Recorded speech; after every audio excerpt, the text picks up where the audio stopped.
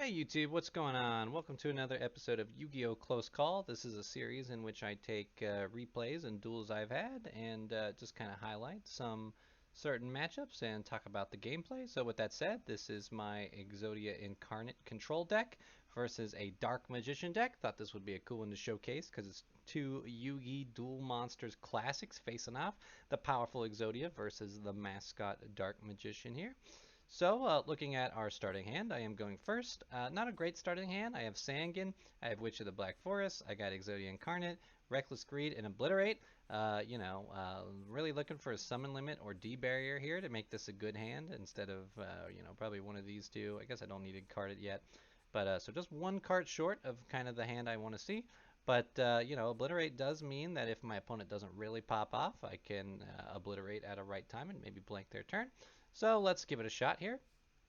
I'm going to set Sangin down because, of course, I want to get an Exodia piece, and the Sangin gets the Exodia pieces, whereas Witch of the Black Forest opens up a few more options, so I'll save Witch.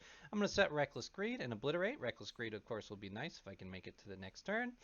So my opponent's going to draw. They're going to set a card. They're going to play Magician Souls. So setting a card and playing Magician Souls like this, using Magician Souls to just special summon Dark Magician.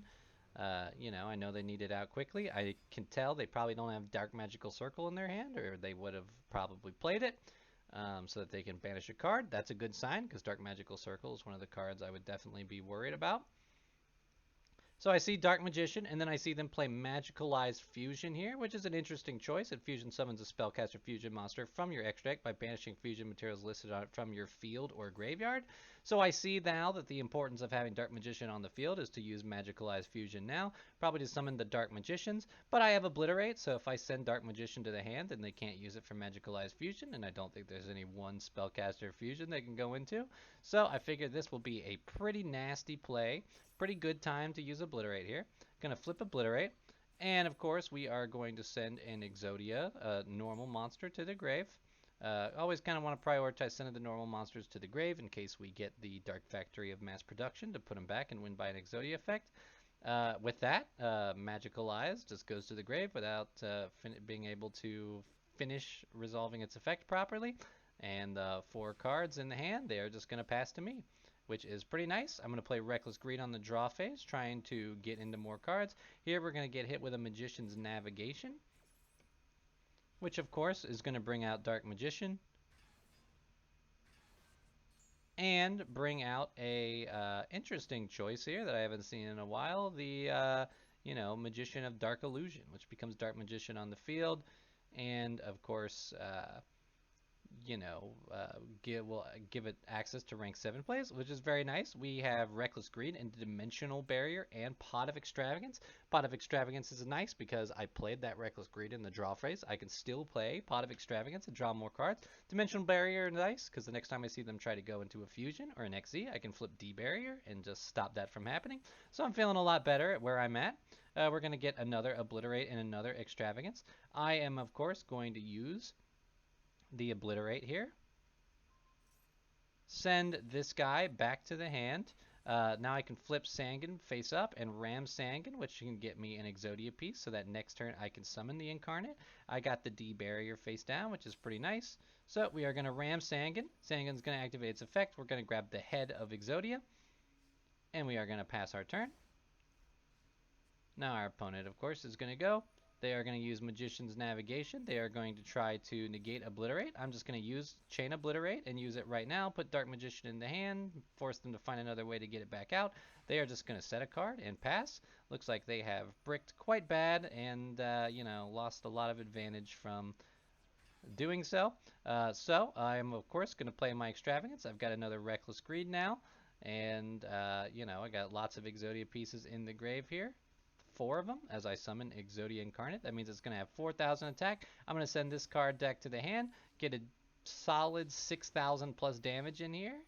Except now we got Magikaribo, which is an interesting choice. Magikaribo can theoretically wall for quite a long time because Magikaribo here does have the ability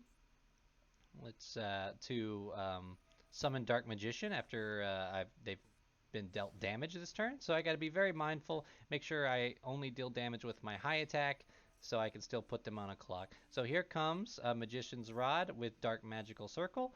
This is kind of a problem because now every time Dark Magician is summoned, that they can banish cards. That's pretty nasty. If they start banishing Obliterate, I'm gonna hope that they haven't read Legendary Exodia Incarnate and are gonna try it. But luckily, when they play Magical Circle, they don't get a Dark Magician card on the top of their deck.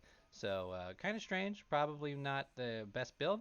Um, with Exodia the Forbidden One here, I'm going to be able to summon a second Legendary Exodia, which is just going to give me tons of battle presence. At the end phase, I'm going to rip Reckless Greed. Since I still have to skip one more draw phase, we're going to return it to 2, but I'm drawing 2 cards. So overall, I'm plussing off this. I'm going to start by playing Allure of Darkness, get rid of this Sangan because I don't need it. We're going to play another Allure of Darkness, get rid of this Sangan because I don't need it. We are entering the battle phase. I'm just going to attack with this card first. Now what I'm doing here is I'm trying to not give my opponent too much going on. Now they did try to banish Exodia Incarnate with Dark Magical Circle, which is unaffected, so I probably won't get another chance at that. I'm going to set 2 more cards. I want another Obliterate online for when it gets banished, and I just want to have some protection here, especially against a Dark Magic attack if they have it. So having Fake Trap is nice. Then we're going to add Exodia to my hand. This keeps it at 4,000 attack, which is going to make it very hard to deal with. So here comes Magician's Rod again. They got another Magical Circle. They're playing another Magical Circle. This time they added Dark Magician. Dark Magician is coming out and summon Dark Magician.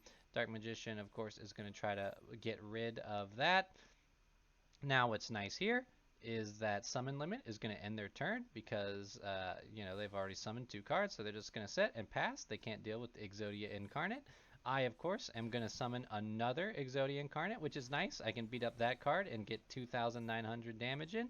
Now, of course, Magikaribo is going to pop off here, but my other Exodia is big enough to just run over Magician's Rod and end the game. So that's the power of Summon Limit. Ends their turn and leaves their monsters in attack, and Exodia Incarnate is big enough to just attack over them and take care of it.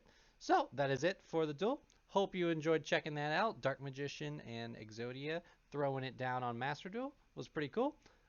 Thanks for watching, and I'll catch y'all in the next one.